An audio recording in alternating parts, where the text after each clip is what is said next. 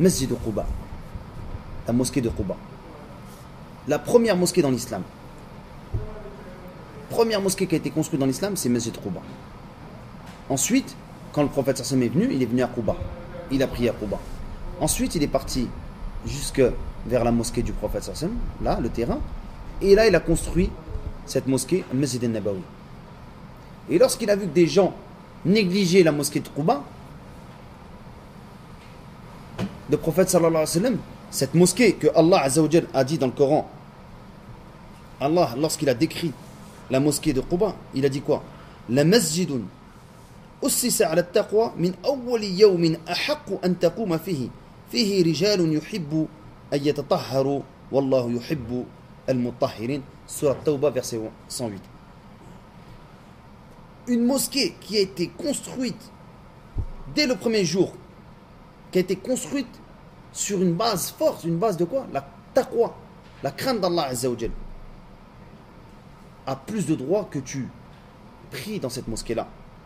Car il y a des gens qui aiment bien yuhibbun an yatatahharu, ils aiment bien se purifier, et Allah, il aime bien les gens qui se purifient. Se purifier de quoi? Purifier dans le corps en faisant l'odo, les ablutions.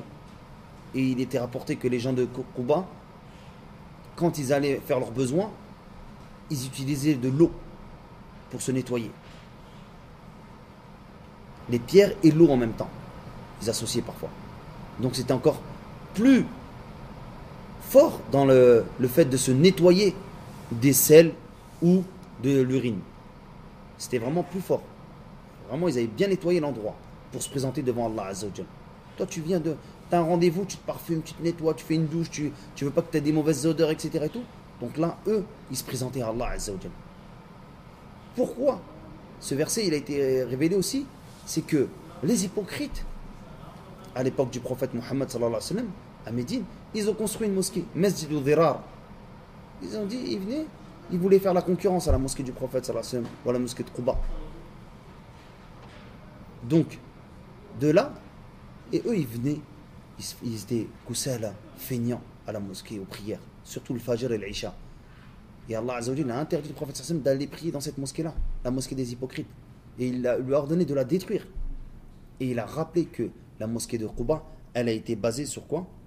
Sur la piété. Sur vraiment la piété d'Allah Azza wa Jal. Sa construction, elle a été basée sur la piété, car quand ils l'ont construite, c'était vraiment pour vouer un culte unique à Allah Azza wa Jal. كذلك النبي صلى الله عليه وسلم حث الصحابة بل حث الأمة جميعا على الصلاة فيه. Le prophète sallallahu alayhi wa sallam, il a incité, il a exhorté les compagnons et même la nation tout entière, jusqu'à nous-mêmes, à quoi? À prier dans cette mosquée-là. فكان النبي صلى الله عليه وسلم يقول النبي صلى الله عليه وسلم صلاة في مسجد قباء تعدل عمرة. La prière dans la masjid, salat rak'atayn fi masjid Quba ta'dilu umratan. Prier 2 rak'at dans le masjid Quba, ça équivaut à la récompense d'une umrah, d'un petit pèlerinage, une umrah. وكان النبي صلى الله عليه وسلم يأتي كل سبت يأتيه راكبا أو ماشيا. Et le prophète sallallahu alayhi wa sallam, il venait chaque sept.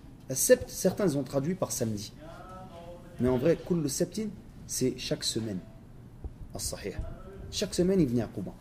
Il n'y a pas une semaine où il ne venait pas à Quba pour prier. Pour ne pas délaisser cette première mosquée qui a été construite par la base. Par une base très forte qui est quoi? La crainte d'Allah Azza wa Jalla. Donc tu tires de cette visite à Quba que c'est la première mosquée. C'est l'importance du rôle de la mosquée dans la communauté musulmane et qu'elle a été basée sur une crainte d'Allah Azza wa Jalla. Donc toi aussi, quand tu viens dans cet endroit-là qui est la Médine, Al-Haram al-Madani, tu dois avoir la crainte d'Allah Azza wa Jalla dans toutes tes adorations. Celui qui immensifie les rites d'Allah Azza wa Jalla, certes ça fait partie de la crainte des cœurs. Là tu gagnes, tu profites dans cette ville qui est la Médine de tous ces points-là. Donc on répète une dernière fois, le fait de prier dans la mosquée du prophète sallallahu alayhi wa sallam, c'est mieux que 1000 prières. Le fait de prier au moins 2 rak'as dans le jardin du paradis, le fait al-Rawda, le fait d'aller passer le salam au prophète sallallahu alayhi wa sallam, à Abu Bakr, à Omar, le fait d'aller visiter le cimetière al-Baqi', le fait d'aller visiter les martyrs de Uhud, la bataille de Uhud, et le fait d'aller prier au moins 2 raka'a à Masjid Quba. Et Inch'Allah, إذا وفقنا الله عز وجل وأسأله سبحانه أن يوفقنا أن نعمل هذه الأعمال على إخلاص وتقوى من الله جل جلاله وسبحانك اللهم بحمدك نشهد أن لا إله إلا أنت نستغفرك ونتوب إليك. Donc si nous le permet, Allah Azza wa Jal, on ira faire ces rites ensemble et Inch'Allah je vous montrerai comment le prophète sallallahu alayhi wa sallam et les sahaba se comportaient dans cette mosquée et dans cette ville bénie. Oui, est-ce qu'il y a des questions par rapport à ça? Le mieux par exemple pour Masjid Quba, c'est de faire des ablutions à l'hôtel. Mais si tu les fais sur place, c'est pas un problème. Parce qu'il y a un hadith qui dit Man tatahhara fi baytihi thumma ata Masjid Quba wa salla fihi kana lahu ajra umratin tamma. Celui qui a fait les ablutions chez lui, qui est ensuite parti à Masjid Quba et qui a prié 2 rak'a, il a la récompense d'une umrah complète. Et il y a un autre hadith qui dit Salat rak'atin fi Quba ta'dilu umrah. Le fait de prier 2 rak'a à Quba, ça équivaut à une umrah. Ce hadith-là, il a évoqué la purification à la maison. Et l'autre, il n'a pas évoqué la purification à la maison. Les savants, ils ont dit quoi? Ils ont dit, le mieux, le plus complet, c'est quoi? C'est dès que tu vas sortir de chez toi, tu te prépares spirituellement à aller à cette mosquée de Quba. Tu sens que c'est quelque chose de fort, c'est la première mosquée. Tu vois, toi, parfois, ton quartier, il a été détruit, il a été rénové. Il y a des choses qui ont changé dans le quartier. Tu vois des anciennes photos. Tu viens, tu passes, tu viens avec tes enfants, tu dis, t'as vu, nous on habitait là, tu vois le bâtiment là, bon là ils l'ont détruit, mais on habitait ici, tu as des décraillades, des rappels, des souvenirs. Tu as encore les endroits dans ton esprit. Tu lui dis, ouais, c'est ici la première fois que j'ai fait du vélo, par exemple. Ou c'est ici la première fois que, je sais pas, j'ai rencontré par exemple telle personne ou telle personne, des personnes qui te sont chères à toi. Tu repères les endroits par rapport aux choses de ta vie. Donc le fait d'aller à la première mosquée qui a été construite dans l'islam, c'est vraiment fort. Tu tires plein de leçons. Tu tires déjà que le prophète sallam, il insistait à la construction de la mosquée. Parce que dans la mosquée, c'est tous les musulmans qui vont se rencontrer après. Tu ressens aussi que le fait de se démarquer des hypocrites. Tu ressens aussi que le fait qu'il ne faut pas délaisser les mosquées. Il faut entretenir les mosquées. Surtout les mosquées qui ont une place dans l'islam. Donc là, toutes ces choses-là, ça va t'apporter de la foi. Car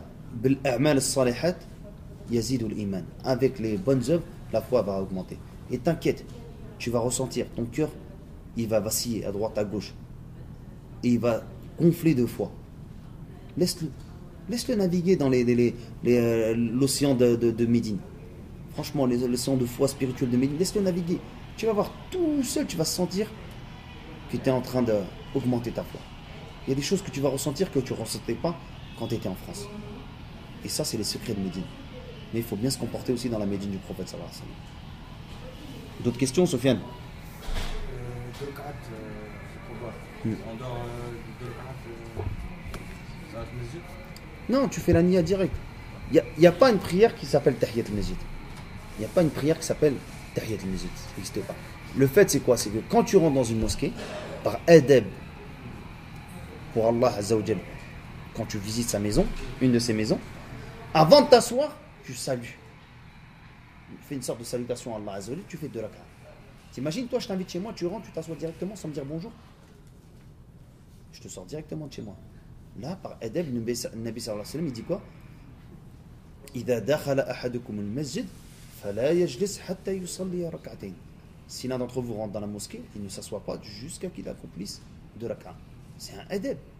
Tu viens dans une maison d'Allah Azza wa Jal, tu rentres, tu t'assois comme ça. C'est aïb ça. C'est le haqq d'Allah Azza wa Jal, le droit d'Allah Azza wa Jal. Pour le salam, tu as Rasul sallallahu alayhi wa sallam. Parce qu'apparemment, les gens, quand ils rentrent, ils se trompent. Apparemment, parce qu'il faut d'où ils rentrent, il faut rentrer de l'autre côté. C'est-à-dire, il n'y a pas un endroit précis de rentrer. Dès l'instant où tu te trouves devant les appartements du prophète sallallahu alayhi wa sallam, là où il est enterré, tu te diriges vers lui, bi adabin wa waqar, avec tranquillité et politesse. Assalamu alayka ayyuha nabi wa rahmatullahi wa barakatuh. Allahumma salli wa sallam alayka ya Rasulullah. Parce qu'apparemment, les gens où ils rentrent, apparemment, ils commencent pas par raconter à Rasul sallallahu alayhi wa sallam. Ça dépend, il y a 2 portes. Si tu rentres par Bab Salam, tu seras obligé d'avancer au moins une trentaine de mètres jusqu'à atteindre la tombe du prophète sallallahu alayhi wa sallam. Mais si tu rentres de l'autre côté, comme si tu étais plus proche du Baqi', du cimetière, tu vas rentrer, tu vas commencer par Omar, Abu Bakr et Nabi sallallahu alayhi wa sallam. Mais généralement, les policiers, ils interdisent que tu rentres par là. C'est que pour la sortie, il n'y a qu'un sens. On ira ensemble, Inch'Allah. On ira ensemble, de toute façon. Pour ça, on ira ensemble. Après, la suite du programme, demain, Inch'Allah, on fera un cours sur la Umrah, ou dimanche, pour que ça soit plus frais, dimanche. Demain, si vous voulez, on fait un petit cours sur le jeûne. Parce qu'on est là, on est pendant le Ramadan. C'est un mois sacré. Il y a encore plus de teneur à avoir dans son comportement pendant le Ramadan. Et regardez la khutbah aujourd'hui. Il a parlé sur quoi? Sur l'adab, sur le khuluq, sur le comportement, le bon comportement. Le Nabi sallallahu alayhi wa sallam dit Man kana sahlan, hayyinan, layyinan, harramahu Allah ala an-nar.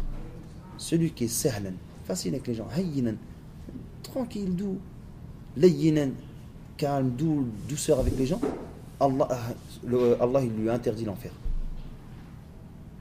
T'as pas besoin de chinef. Il y a des gens pendant le Ramadan, khalas.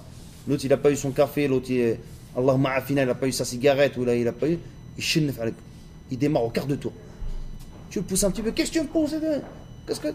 T'es là, t'es dans la mosquée du prophète sallallahu alayhi wa sallam. Tu vois, toi t'es en France, dans la poubelle du métro, les gens ils te poussent, ils sentent mauvais, ils sont même pas lavés depuis 2 ans, etc. et tout, et tu dis rien. Tu passes, oh pardon, oh pardon. Et tu viens dans la mosquée du prophète sallallahu alayhi wa sallam, tu lèves la voix contre tes frères. Réfléchis un petit peu. Et essaie de te comporter bien dans la mosquée du prophète sallallahu alayhi wa sallam. Il y a un ordre spécifique pour. Aucun ordre spécifique. Il n'y a aucun ordre spécifique. Bon, la mosquée, tu dois y aller. Bien sûr. On sait jamais. Tu sais que le lit de l'hôtel, il est confortable et tout, mais quand même. Hein, faut te forcer. T'es pas venu, t'as payé presque 2000 € pour rester. Mais il n'y a aucun ordre spécifique.